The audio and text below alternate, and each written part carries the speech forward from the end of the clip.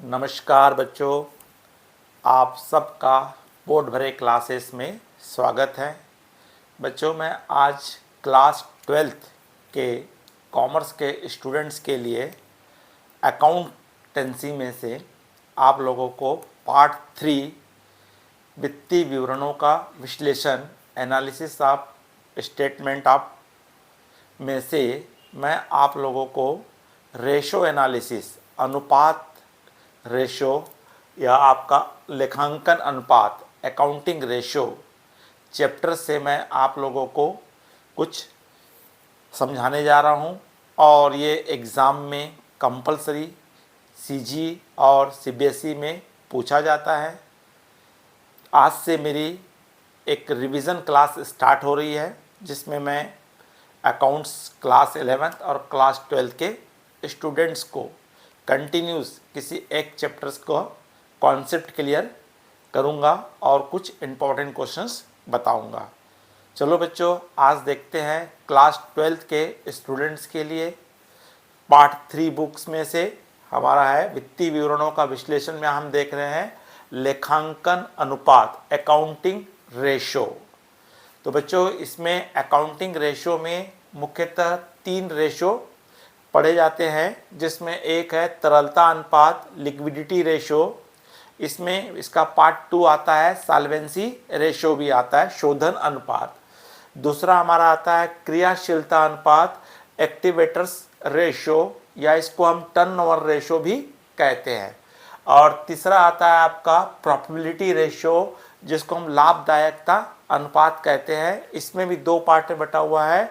ऐसे अनुपात या ऐसे रेशो जो विक्रय पर आधारित होते हैं, सेल पे, और कुछ रेशो हमारे होते हैं कैपिटल पे डिपेंडेंट होते हैं। तो बच्चों, मुख्यतः हम 3 रेशो हम कहते हैं। तो आज मैं इसमें आपको लाभदायकता अनुपात प्रॉफिटेबिलिटी रेशो बताने का प्रयास कर रहा हूं या आपको बता रहा हूं। तो बच्चों, इसको समझने के पूर्व आपको थोड़ा सा बैक आना पड़ेगा।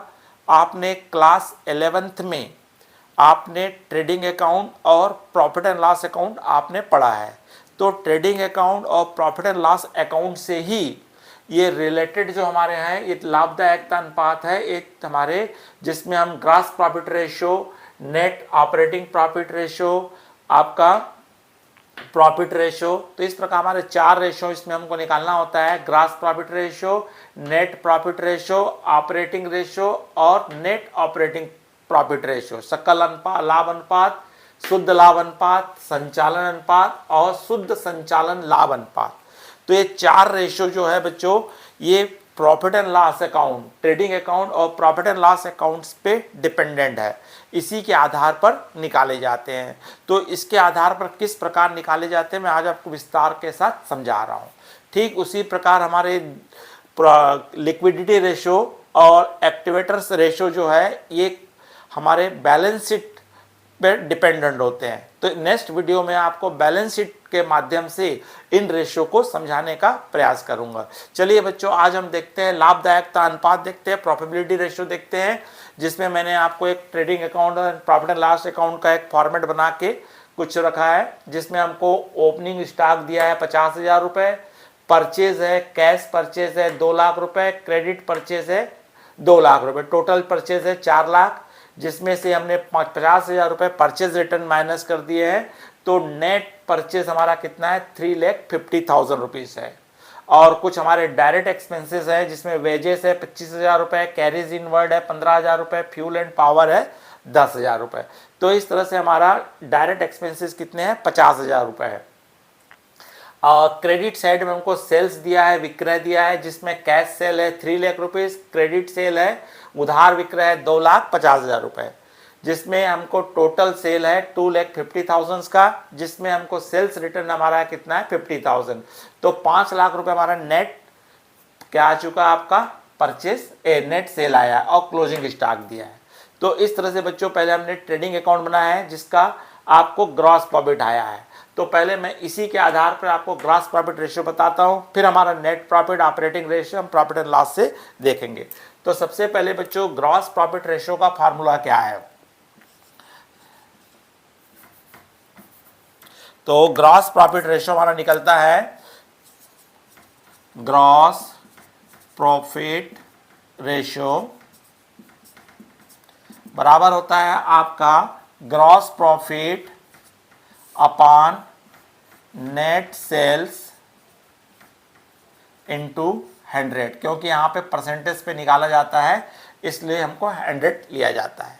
अब इसमें आपको आवश्यकता है ग्रॉस प्रॉफिट की, तो अगर हमको ग्रॉस प्रॉफिट है, अगर इस फॉर्मेट से हम देखें तो हमको ग्रॉस प्रॉफिट हमको यहाँ दे दिया है, कितना दे दिया है ग्रॉस प्रॉफिट, 1,50,000 रुपये। 1,50,000 रुपये आपको क्या दे दिया है, ग्रॉस प्रॉफिट दे दिया है। तो आपने ग्रॉस प्रॉफिट 6 लाख रुपए में से आपने कितना माइनस किए, 4 लाख माइनस किए, 6 लाख रुपए हमारा था, इसमें आपका 3,50,000, तो 1,50,000 ग्रॉस प्रॉफिट आया था। नेट सेल आपका यहाँ पे आपका 5 लाख रुपए है, इनटू आप 100 कर देंगे तो आपका क्या आ जाएगा, इसका परसेंटेज निकल के आ जाएगा, तो 30% हमारा क्या निकल के आ गया, यहाँ पे ग्रॉस प्रॉफिट रेशियो निकल गया है।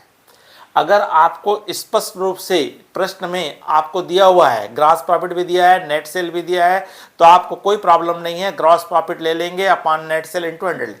लेकिन जनरली प्रश्न में हमको सब नहीं दिया रहता है, तो सबसे पहले हमको अगर ग्रॉस प्रॉफिट नहीं दिया है तो ग्रॉस प्रॉफिट कैसे निकाला जाएगा, तो ग्रॉस प्रॉफिट निकालेंगे तो ग्रॉस प्रॉफिट का फार्मूला होता है हमारा यहाँ पे net cell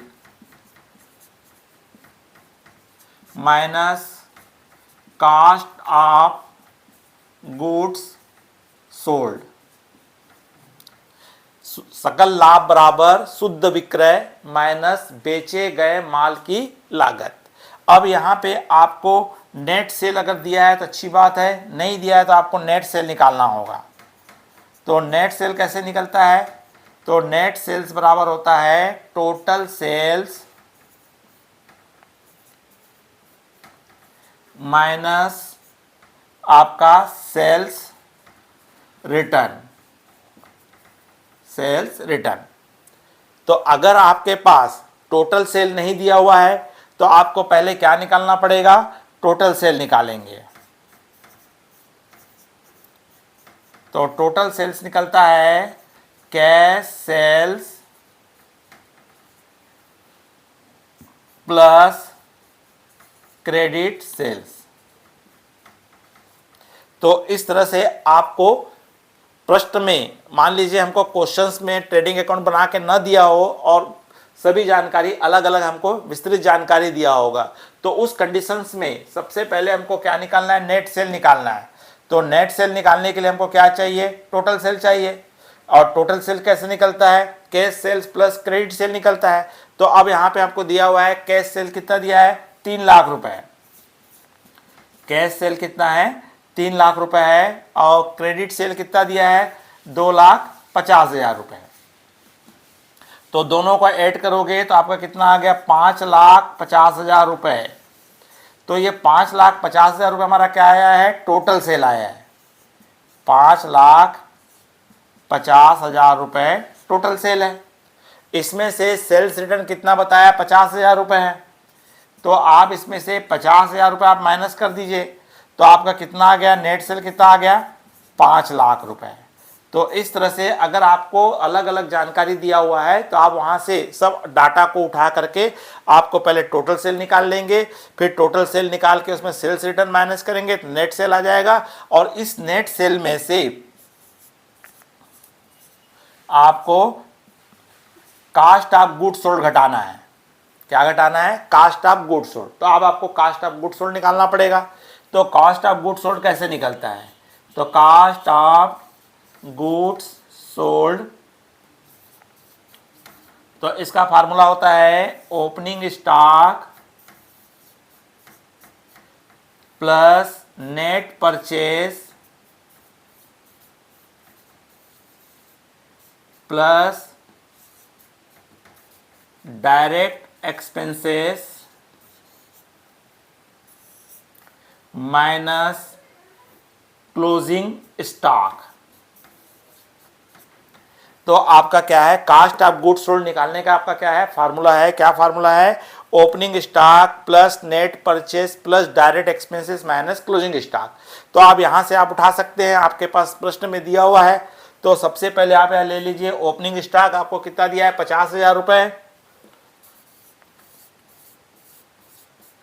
plus net purchase आपका cash purchase plus credit purchase दोनों को ऐड करेंगे, ऐड करके उसमें से 50,000 रुपए क्या करेंगे, माइनस करेंगे, तो कितना आएगा, 3,50,000 रुपए। तो नेट परचेज आपका कितना है, 3,50,000 रुपए है। और प्लस डायरेक्ट एक्सपेंसेस आपका कितना दिया है, 50,000 रुपए। तो इन तीनों को टोटल करके इसमें से आपको क्या माइनस करना है, क्लोजिंग स्टॉक। तो क्लोजिंग स्टॉक कितना दिया है, 1 लाख। तो इस तरह से आप ऐड कर देंगे, तो 50,000, 3,50,000, 4 लाख हो गया, 4,50,000।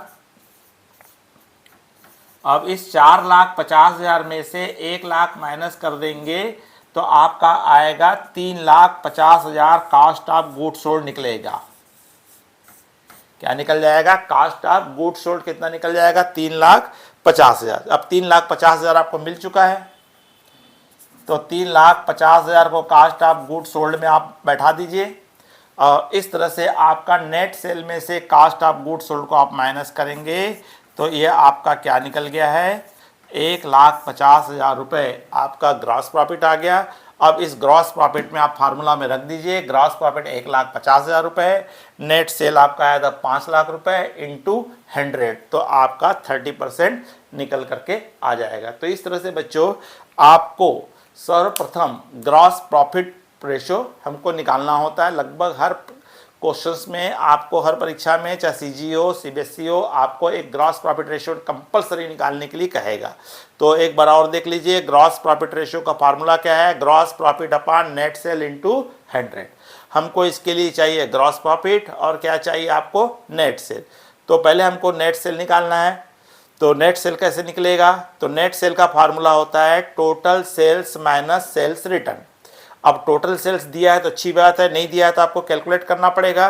तो cash cell plus credit cell, तो कैश सेल में हम क्रेडिट सेल को ऐड कर देंगे तो टोटल सेल आएगा। इस टोटल सेल में से सेल्स रिटर्न को आप क्या कर दीजिए, माइनस, तो आपको नेट सेल मिल गया। आप नेट सेल बैठा दीजिए, यहाँ की भी ज़रूरत थी। अब हमको ग्रॉस प्रॉफिट चाहिए, तो ग्रॉस प्रॉफिट के लिए नेट प्रॉफिट में से कास्ट ऑफ गुड्स सोल्ड घटाना है। तो नेट प्रॉफिट आपको मिल चुका है, अब आपको क्या चाहिए, कास्ट ऑफ गुड्स सोल्ड चाहिए। तो कास्ट ऑफ गुड्स सोल्ड का फार्मूला होता है opening stock plus net purchase plus direct expenses minus closing stock. तो इसमें आपको क्या मालूम है, ओपनिंग स्टॉक आपको दिया हुआ है 50,000 रुपीज़ और परचेज आपको नेट परचेज दिया है 3,50,000 रुपीज़, डायरेक्ट एक्सपेंसेस दिया है कितना, 50,000 रुपये। तीनों को ऐड करके उसमें से क्लोजिंग स्टॉक को आप क्या कर दीजिए, माइनस कर दीजिए, तो आपको क्या निकल के आ जाएगा, कास्ट ऑफ गुड्स सोल्ड। जब कास्ट ऑफ गुड्स सोल्ड मिल गया है तो नेट सेल में से कास्ट ऑफ गुड्स सोल्ड को माइनस कर दीजिए, तो आपको ग्रॉस प्रॉफिट आ जाएगा। ग्रॉस प्रॉफिट आ गया तो gross profit upon net cell into 100, तो आपका क्या निकल के आ जाएगा बच्चों, परसेंटेज निकल के आया। बच्चों अगर आपको समझ में आया होगा तो लाइक कीजिए, शेयर कीजिए, अपने अधिक से अधिक मित्र साथियों को शेयर कीजिए। और जस्ट इसी का मैं आपको नेक्स्ट वीडियो में आपको मैं बताने जा रहा हूं, आपके 3 रेशो बताऊंगा, net profit ratio, operating ratio और आपको नेट ऑपरेटिंग रेशो। बच्चों अगर समझ में आया है तो लाइक कीजिए, शेयर कीजिए, सब्सक्राइब कीजिए। नमस्कार, जय हिंद, जय भारत।